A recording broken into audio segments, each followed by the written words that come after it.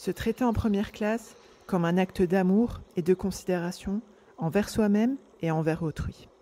Se donner les moyens de prendre soin de soi, de sa santé mentale et de son évolution personnelle. Tu peux accéder et offrir les meilleurs aspects de ta personne, sans souffrir et sans galérer. Tu as le droit de faire différemment, de décider de te traiter en première classe. Je vais t'en donner les clés. Et ensemble, on va dénouer les nœuds qui t'empêchent d'être une femme sereine, confiante et épanouie. C'est le moment de dépasser tes blocages et tes croyances limitantes. C'est ton moment pour faire évoluer ton mindset et ta gestion émotionnelle. Je suis Émilie Antoine, psychologue experte en mindset et en gestion émotionnelle. Je suis également la fondatrice de mapsyenlignechaismoi.fr et l'initiatrice du concept du challenge et de ce podcast, Se traiter en première classe. Parce que les femmes représentent la moitié de la communauté, éduquent et soutiennent la seconde moitié. Par conséquent, elles ont besoin de se traiter en première classe. Bienvenue dans ce 49e épisode du podcast Se traiter en première classe. Dans ce podcast, je n'arrive plus à aimer ou je n'arrive plus à l'aimer. Je vais vous parler un petit peu de la révélation personnelle que j'ai eue concernant l'amour et surtout je vais vous donner les vraies raisons qui font qu'à un moment de sa vie, on peut se sentir incapable d'aimer. Et avant de continuer, je voudrais vous parler du guide qui est offert par Ma Psy en ligne chez moi. Le guide pour choisir sa moitié, donc ça s'appelle Choisir sa moitié. Ce guide, il est offert. Vous pouvez, sous forme de e-book. Vous pouvez le réclamer. Vous pouvez contacter Julie sur WhatsApp au 07 81 11 64 11 pour accéder à ce guide offert. Et également, je vous invite à rejoindre la liste d'attente du workshop, le mindset pour trouver sa moitié qui va bientôt commencer. Je vais d'ailleurs contacter les inscrites à la liste à partir de samedi 15 juillet pour leur proposer un tarif préférentiel pour participer à ce workshop qui sera composé de 3 masterclass pendant 3 jours. Voilà, à tout de suite pour le podcast. Il y a quelques temps, crois-le ou non, mais j'ai eu une révélation. J'ai toujours pensé que l'amour c'était un truc qui venait comme ça, sans trop crier gare, et sans trop qu'on sache pourquoi ni comment. Je croyais que l'amour, cette émotion, arrivait comme ça. Tu nais, tu commences par aimer tes parents, un peu instinctivement. Pareil pour tes frères et sœurs, et peut-être même pour les copains, les copines qui croisent ta route et autres festivités. Avant-hier, j'ai échangé avec ma fille de 3 ans sur la question. Elle me dit « I love Yulia ». Yulia, c'est mon ancienne voisine russe qui est devenue mon amie.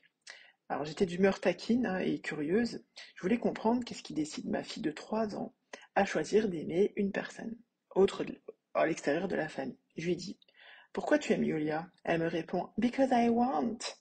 Cette fille, elle est allergique au français, on dirait. Le fait de le vouloir, ça semblait être une réponse suffisante pour elle, et d'ailleurs c'est souvent le cas. Je continue de faire la grosse lourde, comme à mon habitude, et j'ajoute « Pourquoi you want ?» Elle me dit « Because she loves me, because she helps me, because she gives me food and les robes ». Alors, quand elle dit les robes, comprendre qu'elle a fait de multiples goûters chez Yulia, qui lui a offert une cargaison de robes de princesse. Alors j'apprends à connaître ma fille, apparemment elle décide d'aimer quand elle perçoit recevoir de l'amour et des petites attentions. J'en arrive à la révélation que j'ai eue, ça datait bien d'avant cet échange. Voici ce que j'ai vraiment compris. Aimer, c'est un choix émotionnel, certes, qui ne dépend pas du temps qu'il fait. C'est un parti pris qui dépend de la lecture, c'est-à-dire de l'interprétation de ce que la personne en face de nous fait, dit ou est. Je répète, c'est un parti pris qui dépend de la lecture, de l'interprétation de ce que la personne en face de nous fait, dit ou est. Qu'est-ce que tu pensais du fait d'aimer, toi ? Est-ce que tu t'étais déjà posé la question de ce qui te décide à aimer une personne ? Et ceci étant, il peut arriver, dans une vie qu'on ait l'impression qu'on n'arrive plus à aimer. Et dans ce podcast numéro 49, je voulais te proposer quelques hypothèses qui peuvent expliquer cela, afin d'y remédier profondément et qu'on puisse à nouveau se remplir consciemment de cette émotion qu'est l'amour. Bienvenue dans ce nouvel épisode du podcast Traité en première classe. Dans cet épisode, je vais vous parler de des vraies raisons qui peuvent faire que, à un moment de sa vie ou pendant un grand moment de sa vie, on peut se sentir incapable d'aimer. Le premier motif qui m'est venu en tête, que je voudrais partager avec toi, c'est que il arrive qu'on ne se sent plus en capacité d'aimer, on ne se sent plus capable d'aimer, parce que, et là, en fait, qu'est-ce qui se manifeste? Un mécanisme de défense. En fait, ce qu'on veut, plus ou moins consciemment, c'est éviter la déception. Je te donne un exemple. Imaginons que tu aies vécu une rupture traumatisante et que ça ait créé en toi une blessure émotionnelle. Alors là, tu ne veux plus, en fait, plus ou moins consciemment, du fait de cette blessure, du fait de ce traumatisme, tu ne veux plus aimer parce que réellement, tu ne veux plus revivre ce sentiment de rejet que tu as vécu lors de cette rupture traumatisante. D'accord? Donc ça peut être une première explication qui vient clarifier pourquoi on peut se sentir plus capable d'aimer ou on n'arrive plus à aimer quelqu'un. Le deuxième motif que je voulais partager avec toi, il est possible que c'est dans la même veine, hein, que tu ne puisses plus pouvoir aimer parce que, encore une fois, plus ou moins consciemment, tu cherches à éviter la souffrance que tu as vécue dans une relation toxique. Donc avant, c'était la rupture qui était traumatisante. Là, la presse peut dire ça comme ça. Là, on parle vraiment de pendant la relation. Donc, c'est une relation toxique. Et du coup, à ce moment-là, ce qui se passe souvent, le blocage qui se crée, c'est que le fait d'aimer est associé au fait d'avoir été vulnérable et affaibli. Et là, ce qui est important de mettre en lumière, c'est que c'est la toxicité de la relation qui a créé la souffrance et non l'amour en lui-même. D'accord? Le troisième motif pour lequel souvent on décide plus ou moins consciemment de ne plus aimer, c'est quand on a été trahi. Et là, quand on a été trahi, admettons, ton mari, ton compagnon, une de tes amies, peu importe, ils t'ont trompé, ou enfin ton mari par exemple t'a trompé avec une autre femme, ou ton amie n'a pas, tu lui as confié par exemple un secret, elle n'a pas conservé ce secret, elle l'a partagé, elle l'a divulgué, etc. Ou d'une manière ou d'une autre, tu as été trahi. Et du coup, pour te protéger, tu vas bloquer, encore une fois, plus ou moins consciemment, le fait d'aimer parce que tu t'es dit, tiens, j'ai aimé cette personne, elle m'a trahi, j'ai souffert. Et encore une fois, c'est pas l'amour que tu as porté qui a créé la souffrance, c'est bien la trahison. Et dans cette même ordre d'idées, ce qui peut arriver aussi que, admettons que ton mari t'ait trompé, tu décides de rester avec lui, mais pour le punir, plus ou moins consciemment, tu décides de ne plus l'aimer, de ne plus ressentir d'amour pour lui, tu veux plus lui donner ça en fait. Et bien sûr, ben, les deux peuvent intervenir, c'est-à-dire que ça peut être à la fois pour te protéger et pour punir, entre guillemets, la personne que de la priver de ton amour. Le quatrième motif qui peut expliquer pourquoi tu n'arrives plus à aimer, c'est que encore une fois, tu veux te protéger de la douleur, de la séparation, d'accord? Donc là, c'est plutôt quelque chose ça s'est même pas produit, en fait, finalement. C'est ni dans la relation, ni dans l'après, etc. Donc vraiment, c'est quelque chose que tu appréhendes, la douleur de la séparation. Je te donne un exemple. Il y a quelques années, j'avais accompagné une femme, d'abord en consultation, et après, elle avait fait le bootcamp Ma Psy Campus, et elle avait mis le doigt, c'était pendant le bootcamp, ça.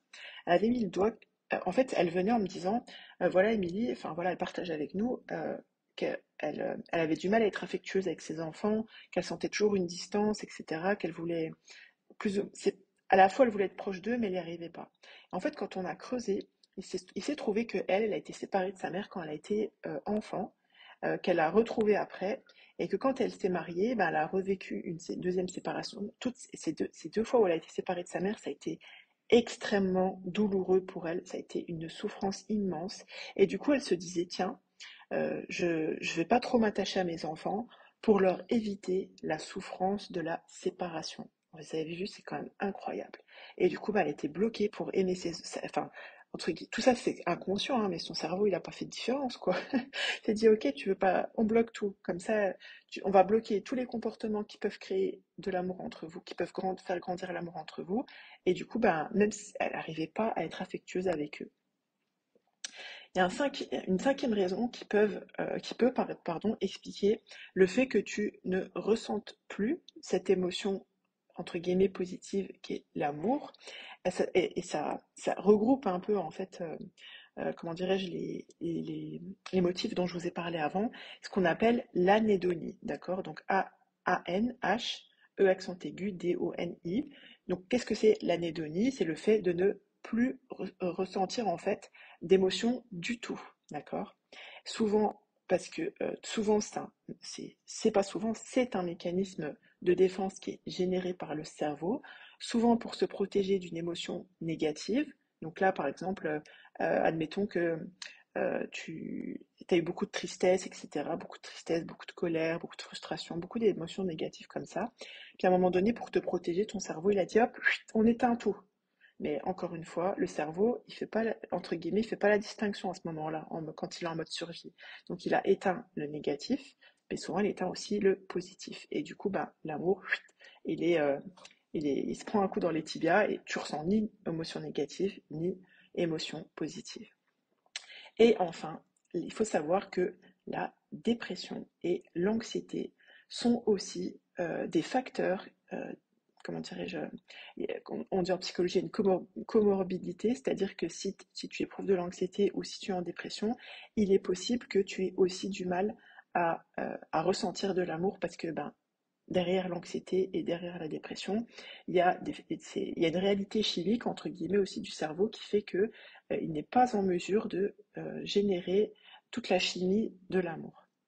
Et ce qui se produit quand tu es en dépression ou quand tu as de l'anxiété, c'est que tu es tellement, entre guillemets, dans le mal, tu es tellement coincé dans tes pensées négatives, etc., tu es toujours inquiète et tout, ben ça, en fait, rien que ça peut empêcher de te détendre, tu vois, de te sentir en sécurité, de générer, en fait, justement, cette émotion, ces sentiments qui peuvent être ceux soit d'une relation amoureuse, soit juste de l'attachement. Et souvent, ce qui se passe aussi quand tu vis une dépression, quand tu as de l'anxiété, c'est que tu n'as pas envie en fait d'être avec les autres. Donc du coup, bah, quand tu n'es pas avec les autres, c'est difficile de, de former en fait des liens affectifs et du coup d'éprouver de l'amour et du coup bah, de se connecter émotionnellement. Parce qu'il y a cette fatigue, en fait, ce repli sur soi, etc., qui font que tu peux pas ressentir et encore moins exprimer dans une relation cet amour-là. Et puis bah forcément c'est le chat qui se mord la queue, parce que comme il y a aussi l'humeur, en fait, elle est aussi troublée et l'estime de soi est réduite. Donc du coup, bah si tu te dis si t'es en dépression, t'as de l'anxiété et que l'estime de soi est touchée, tu vas avoir du mal à concevoir même que les autres puissent t'aimer. Et du coup, tu vas aussi te retenir d'aimer pour te protéger. Enfin, vous voyez, tout est interconnecté en fait. Voilà, voilà. Je serais super curieuse d'avoir vos avis sur ce podcast. Vous pouvez m'adresser une note, un review, un commentaire depuis votre plateforme d'écoute. Je vous rappelle également que vous avez l'opportunité de rejoindre la liste d'attente du workshop qui va commencer incessamment sous peu. Je vais contacter, là on est le 13 juillet, donc le samedi, pardon, le samedi 15 juillet, je vais commencer à contacter celles qui sont inscrites sur la liste d'attente pour le workshop Trouver sa moitié, le mindset pour trouver sa moitié, et je vais leur proposer un tarif pour participer à ce workshop Early Bird, c'est-à-dire un tarif préférentiel. Également, sachez que vous pouvez contacter Julie sur WhatsApp, donc je vous mettrai le lien d'accès direct au 07 81 11 64 11 pour accéder au guide offert pour choisir votre moitié avec conscience et pleine connaissance. Prenez bien soin de vous, passez une bonne fin de semaine.